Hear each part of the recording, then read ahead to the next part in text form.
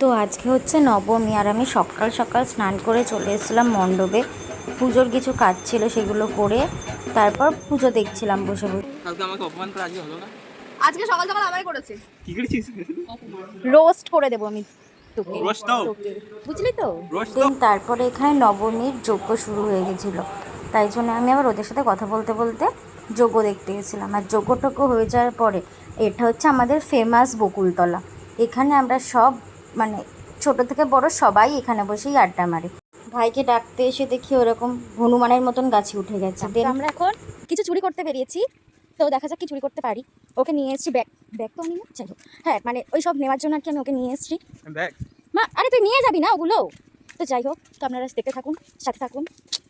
তো এই যে লেবু চুরি করতে এসেছি আমরা, এই যে দেখুন দেখুন। আরে লেবুগুলো বড় হয়নি, কিচ্ছু পাবি না তুই এখান থেকে যদি কিছু নিস।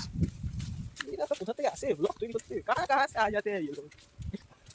সেখানে ধরা পড়ে গেছি, তাই জন্য আমরা আবার অন্য জায়গায় যাচ্ছি, ডেস্টিনেশন চেঞ্জ করেছি।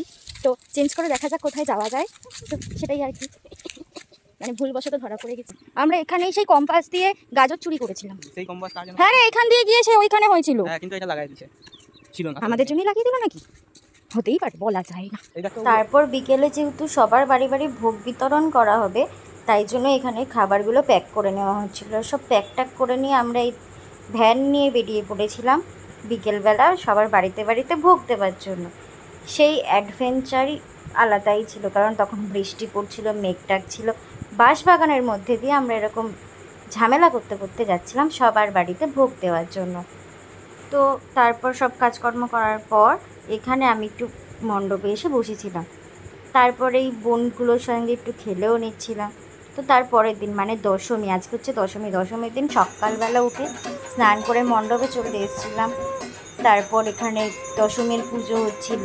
পুজো হয়ে যাওয়ার পরে এখানে কিছু একটা নিয়ম হচ্ছিল, যেটা শুধু বড় থেকে ছোট সেরমভাবে বসেই নিয়মটা পালন করতে হয়। আর আজকে যেহেতু মা চলে যাবে, তাই জন্য এখানে ওই চাল টাল দেওয়া হচ্ছিল।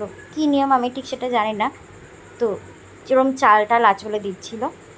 তারপর ভ্যানে মাকে তুলে নেওয়ার পরে তারপর গঙ্গার উদ্দেশ্যে সবাই রওনা দিল। এই বছরের মতন বাসন্তী পুজো শেষ, আবার নেক্সট ইয়ারের জন্য প্রিপারেশন শুরু করতে হবে। তো ভিডিওটা এই পর্যন্ত। ভিডিওটা ভালো লাগলে একটা লাইক করে দিও। বাই।